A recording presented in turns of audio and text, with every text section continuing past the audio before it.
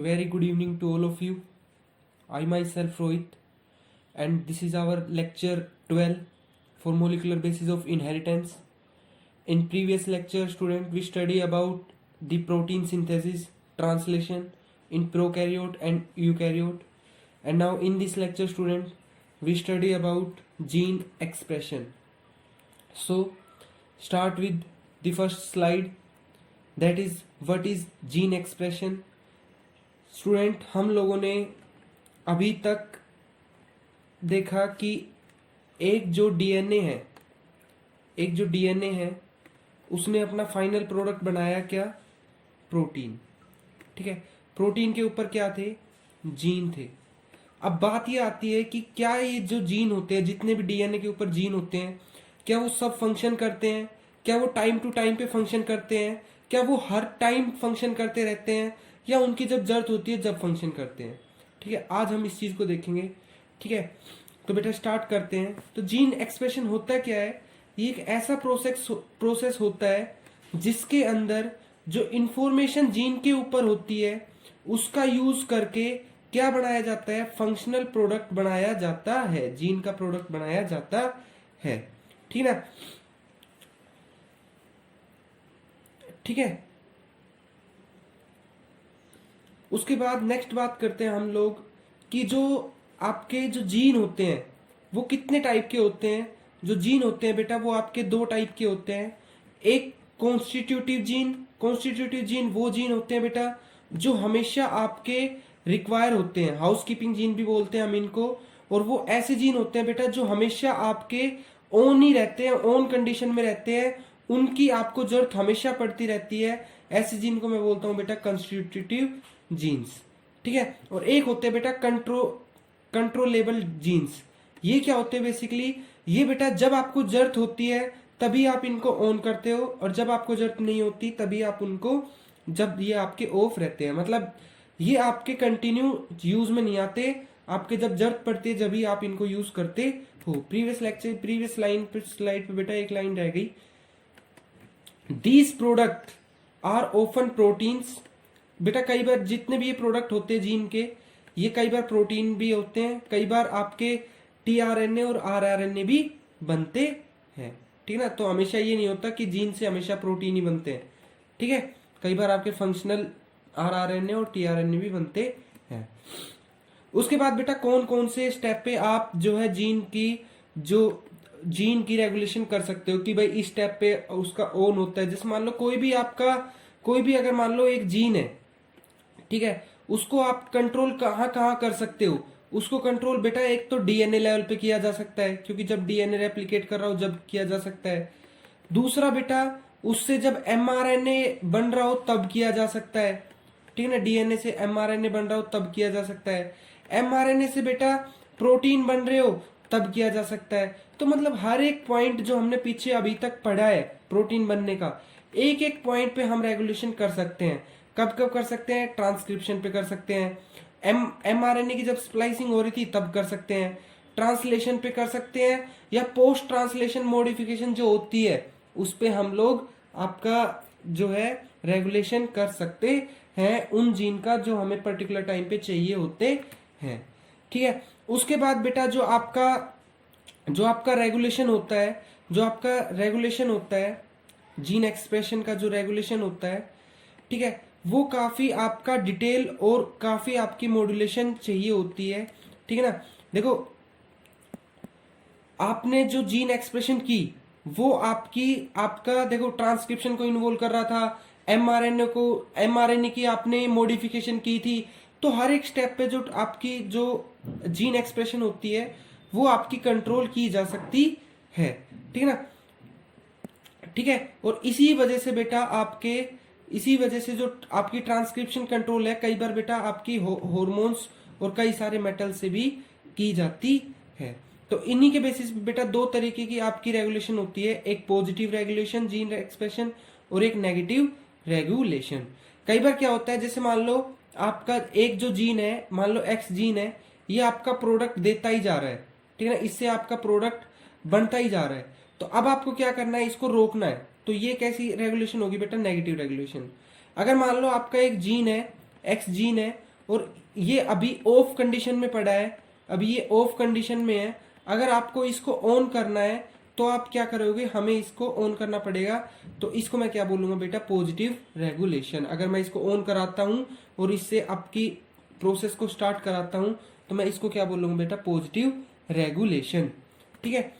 उसके बाद बेटा पॉजिटिव रेगुलेशन जो होती है, पॉजिटिव रेगुलेशन क्या होती है, जब आप किसी की क्वांटिटी को क्या कर देते हो, इंक्रीज कर देते हो। ठीक है ना, by a specific regulatory element. ठीक है, उसको मैं क्या बोल लूंगा, पॉजिटिव रेगुलेशन बोल लूंगा। जो मैंने अभी बताई कि आप क्या कर रहे हो, किसी को ऑन कर रहे हो। ठीक है ना, किसी की एक्सप्रेशन को ऑन कर रहे हो, तो वो होगा बेटा पॉजिटिव रेगुलेशन। और नेगेटिव रेगुलेशन क्या होगा बेटा, जिसमें आप किसी की एक्सप्रेशन को नेगेटिव कर दोगे, मतलब किसी के एक्सप्रेशन को बेटा क्या कर दोगे, ऑफ कर देते हो। ठीक है ना, ऑफ कर देते हो, तो उसको मैं क्या बोलता हूँ, नेगेटिव रेगुलेशन बोलता हूँ। इसी के बेसिस से बेटा 4 तरीके की रेगुलेशन बन जाती है, 4 तरीके की रेगुलेशन बेटा बन जाती है हमारे पास बेटा। ये ऑन ऑफ करने के लिए बेटा हमारे पास, ऑन ऑफ करने के लिए बेटा हमारे पास 2 मॉलिक्यूल हमारे पास होने चाहिए। एक होता है बेटा इंड्यूसर, एक होता है इंड्यूसर, एक होता है आपका इंड्यूसर, और एक होता है बेटा आपका रिप्रेशर। एक होता है बेटा आपका कौन सा, रिप्रेशर। ठीक है ना, एक होता है आपका रिप्रेशर। ठीक है, रिप्रेशर। अगर बेटा इंड्यूसर कई बार ऑन भी करता है और कई बार ऑफ भी करता है। ठीक है ना, और इसी तरीके से रिप्रेशर बेटा आपका ऑफ भी करता है और कई बार अगर रिप्रेशर ना हो तो उसकी वजह से बेटा ऑन भी रहता है। तो बेटा इंड्यूसर की वजह से ऑन भी हो सकता है, ऑफ भी हो सकता है, रिप्रेशर की वजह से ऑफ भी हो सकता है और ऑन भी हो सकता है। ठीक है भाई, इंड्यूसर अगर अपने फुल फॉर्म में हुआ, इंड्यूसर अपनी अच्छी स्टेट में हुआ तो ऑन रखेगा, अगर इंड्यूसर अपनी खराब स्टेट में हुआ तो ऑफ रखेगा।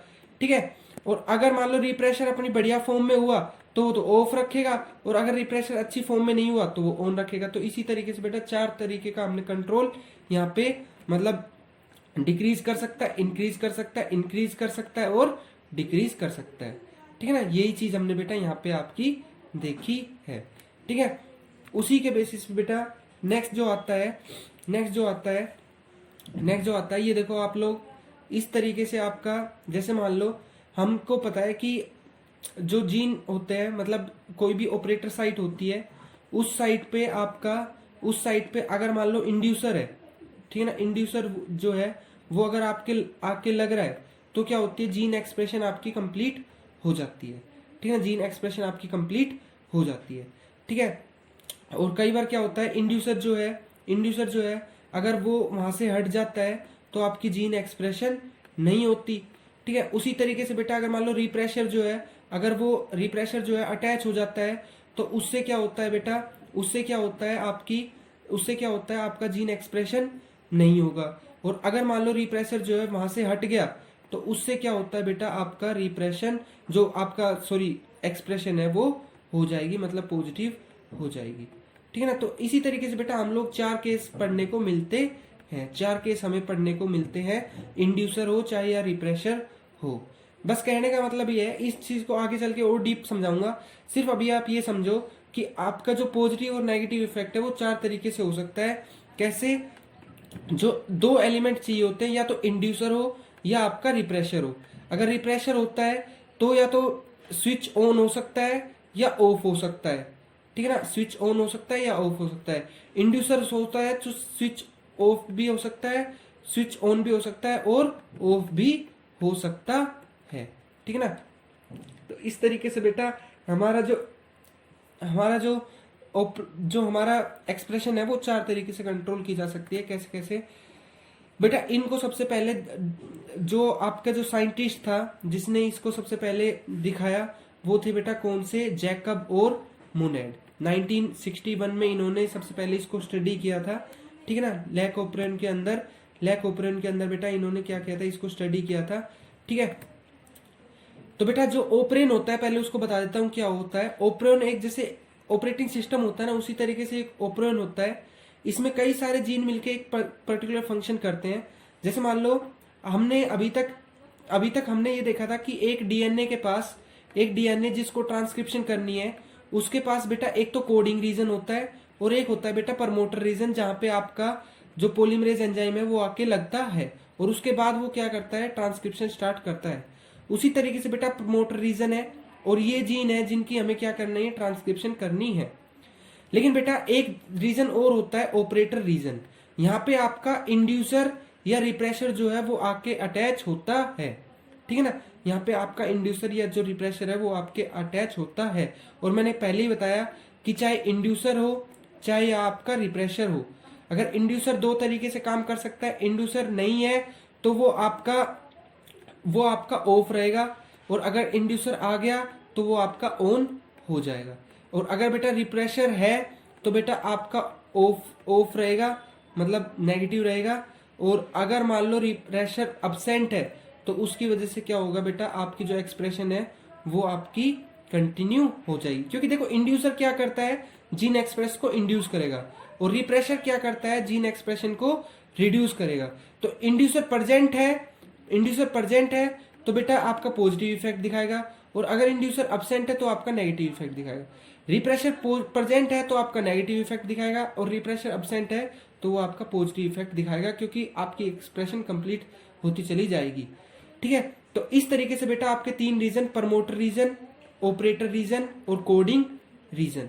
कई बार इस प्रमोटर रीजन से पहले बेटा एक साइट होती है जो आपकी रेगुलेटरी साइट होती है, जो रेगुलेट करेगी जो आपका पॉलीमरेज यहाँ पे आके लगेगा, उसको रेगुलेट करेगी कि आप इन जीन को एक्सप्रेस करो, ठीक है। इन जीन को आप क्या करो, एक्सप्रेस करो, ठीक है ना। इसी रेगुलेटर जीन से ही आपके इंड्यूसर या रिप्रेशर बनता है, ठीक है। कैसे, तो बेटा हम लोग दो तरीके के आपके ओपरेन पढ़ने वाले हैं आज। एक होगा बेटा आपका लैक ओपरेन और एक होगा बेटा ट्रिप्टोफैन ओपेरोन। एक लैक ओपरेन और एक ट्रिप्टोफैन ओपेरोन। बेसिकली बेटा बात कर लेते हैं ओपरेन की। मैंने आपको बताया कि कौन कौन सी चीजें ओपरेन के अंदर प्रेजेंट होती है। ओपरेन बेसिकली होता क्या है, कई सारे जीन से एक चीज कंट्रोल होती है, जो अभी हम पढ़ के आए। ऑपरेटर जीन है, रेगुलेटरी जीन है, ठीक है ना, प्रमोटर जीन है। उसी तरीके से बेटा इसके स्ट्रक्चर में आपको कई सारे तरीके के जीन मिलते हैं, प्रमोटर, ऑपरेटर, ठीक है ना, रेगुलेटरी, ठीक है। और ये बेटा जो ओपरेन होता है ये दो तरीके का हो सकता है, या तो इससे अगर कोई चीज आपकी ब्रेक डाउन होती है, आखिरी में जाके अगर कोई चीज ब्रेक डाउन होती है, जिससे मतलब जिस कंपनी में ब्रेक डाउन का काम चलता हो वो तो होगी बेटा आपकी कैटाबोलिक। और जिसमें कुछ बनने का काम चलता हो, मतलब प्रोडक्ट बनाया और वो कहीं जाके कोई और प्रोडक्ट बनाता है, तो वो होगा बेटा आपका एनाबोलिक ओपेरोन। और अगर बेटा वो आगे जाके कोई चीज ब्रेक डाउन करता है तो वो होगा बेटा आपका कैटाबोलिक ओपेरोन, ठीक है। अब बेटा बात कर देखो, ओपेरोन में आपको मैंने बताया कि क्या क्या चीज होती है। आपका एक तो स्ट्रक्चरल जीन होते हैं जिनका हमें क्या करना है, इनका ट्रांसक्रिप्शन करानी है। और एक बेटा कंट्रोल रीजन है जिसपे आपकी प्रमोटर रीजन है और आपका एक ऑपरेटर रीजन है। और एक बेटा रेगुलेटरी जीन है। अगर इस रेगुलेटरी जीन से आपका क्या बनता है, इंड्यूसर बनता है या आपका रिप्रेशर बनता है। और ये इंड्यूसर या रिप्रेशर कहाँ जाके लगते हैं, ऑपरेटर रीजन पे जाके लगते हैं। और अगर ये दोनों बेटा, अगर इनमें से कोई सा भी आपका पॉजिटिव इफेक्ट दिखाता होगा तो ट्रांसक्रिप्शन होगी, वरना ट्रांसक्रिप्शन नहीं होगी, ठीक है। देखो किस तरीके से अगर मान लो ये आपका, जैसे मान लो आरएनए पॉलीमरेज है, वो आपका प्रमोटर रीजन पे जाके लग गया, ठीक है ना, तो ट्रांसक्रिप्शन शुरू हो गई, ठीक है ना। अगर मान लो आरएनए पॉलीमरेज है और रिप्रेशन ऑपरेटर रीजन पे लग गया, ये ऑपरेटर रीजन था ना, इस पे अगर रिप्रेशर लग गया तो देखो आपकी जो ट्रांसक्रिप्शन है वो रुक गई, ठीक है। तो ये तो मैंने आपको एक एग्जांपल बताया था। लैक ओपरेन के अंदर बेसिकली बेटा क्या होता है, लैक ओपरेन के अंदर बेटा ये जो रीजन देख रहे हो ना आप, ये तो होता है बेटा स्ट्रक्चरल जीन।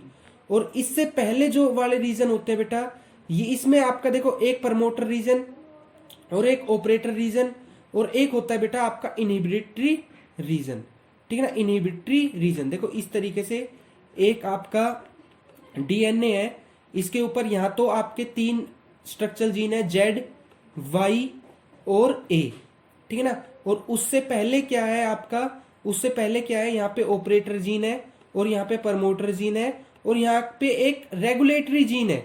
ये रेगुलेटरी जीन क्या बनाएगा, एक प्रोडक्ट बनाएगा जो ये ऑपरेटर रीजन था इसके ऊपर जाके अटैच होगा और ये डिसाइड करेगा कि आगे रेगुलेशन करानी है या नहीं करानी, ठीक है। अगर इस पे इंड्यूसर जाके अटैच हुआ है तो आपकी ट्रांसक्रिप्शन होगी, अगर इस पे आपका रिप्रेशर जाके अटैच होता है तो आपकी ट्रांसक्रिप्शन नहीं होगी, ठीक है। आगे देखते हैं। देखो इस तरीके से आपका लैक ओपरन जो है काम करता है। लैक ओपरन के अंदर बेटा एक प्रमोटर रीजन है, एक ऑपरेटर रीजन है, लैक जेड जीन है, वाई जीन है और ए जीन है, ठीक है।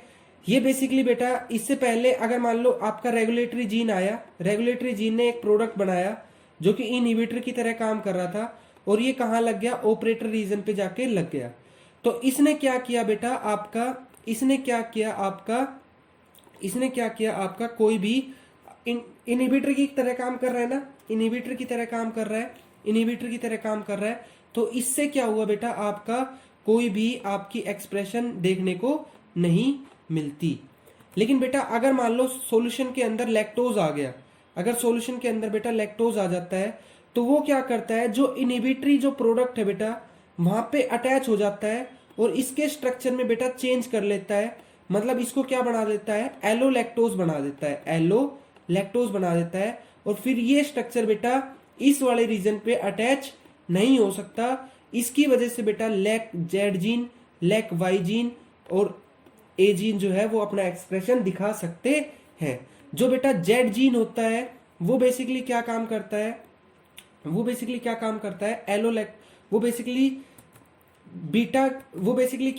है, बीटा गैलेक्टोसाइडेज का काम करता है, ठीक है ना, बीटा गैलेक्टोसाइडेज का काम करता है। ये मतलब लैक्टोज को ब्रेक डाउन करने का काम करता है, ठीक है ना। और वाई जीन जो होता है वो क्या काम करता है बेटा, आपका परमिएज होता है। देखो हम लोगों ने देखो ये जो थे ना जीन, जेड जीन तो क्या कर रहा था, बीटा गैलेक्टोसाइडेज का काम करता है जो कि लैक्टोज को ब्रेक डाउन करता है।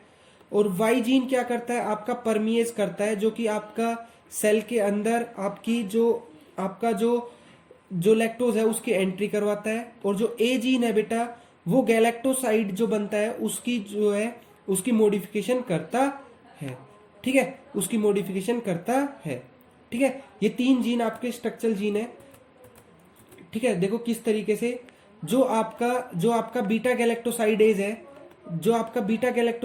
है वो बेसिकली क्या करता है, लैक्टोज को ब्रेक डाउन करता है, ठीक है ना, बीटा गैलेक्टोसाइडेज। और हमें पता है लैक्टोज किस में टूटता है, आपका ग्लूकोज और गैलेक्टोज में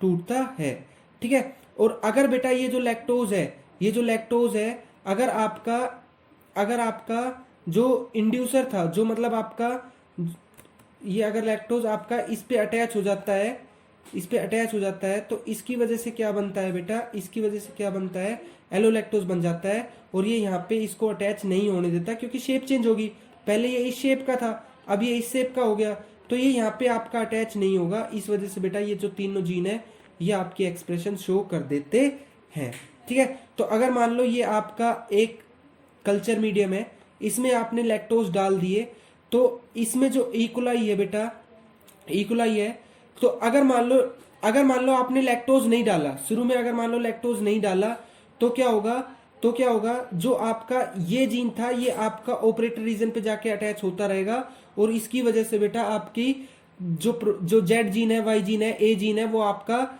इफेक्ट नहीं शो करेगा। लेकिन अगर बेटा आपने बाहर से लैक्टोज डाल दिया तो ये इकोलाई क्या करता है, इस लैक्टोज को कहाँ अटैच करवा देता है, इस इनहिबिटर के ऊपर अटैच करवा देता है, और ये किस में कन्वर्ट हो जाता है, एलो लैक्टोज में कन्वर्ट हो जाता है। इसकी शेप चेंज हो जाती है और इसको ऑपरेटर रीजन पे अटैच नहीं करवाने देता। इससे क्या होता है, जो आपका आरएनए पॉलीमरेज होता है वो आपका रेगुलर फंक्शन करता रहता है, ठीक है बेटा।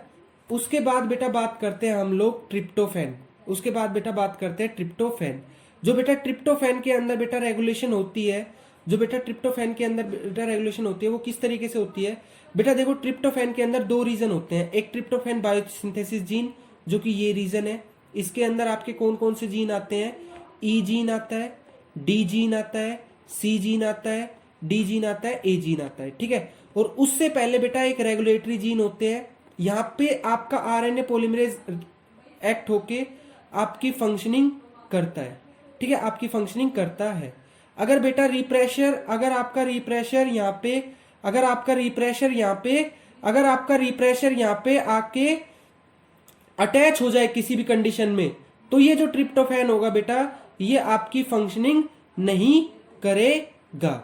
ठीक है, तो बेटा इसकी रेगुलेशन कैसे होती है? अगर मान लो सेल के अंदर ट्रिप्टोफैन का अमाउंट ज्यादा है, अगर ये ट्रिप्टोफैन का अमाउंट ज्यादा होता है बेटा, तो ये क्या करता है? इस रिप्रेशर को बेटा एक्टिवेट कर देता है। लेकिन अगर सेल के अंदर, जैसे मान लो ये सेल है और अगर इसके अंदर ट्रिप्टोफैन का बेटा अमाउंट कम है, तो ये जो रिप्रेशर है बेटा, ये आपका इनएक्टिव स्टेट में प्रेजेंट रहता है। क्योंकि बेटा इसको एक्टिव अगर होना है तो आपको एक मॉलिक्यूल चाहिए होता है ट्रिप्टोफैन। अगर बेटा ये ट्रिप्टोफैन इसके ऊपर आके अटैच हो जाता है, तो बेटा ये जो आरएनए पॉलीमरेज था इसकी जगह ले लेता है और यहाँ पे आपका अटैच हो जाता है और किसी को भी आगे फंक्शन करने नहीं देता है। ठीक है ना? तो इस तरीके से बेटा आपकी ट्रिप्टोफैन की, देखो क्या हुआ कि अगर मान लो यहाँ पे आपका जो ट्रिप्टोफैन है वो प्रमोटर रीजन पे बेटा अगर कोई रिप्रेशर, देखो अभी कैसा है, इनएक्टिव स्टेट में है, तो आपका आरएनए जो पॉलीमरेज है वो कैसा रहेगा? आपका ऑन रहेगा।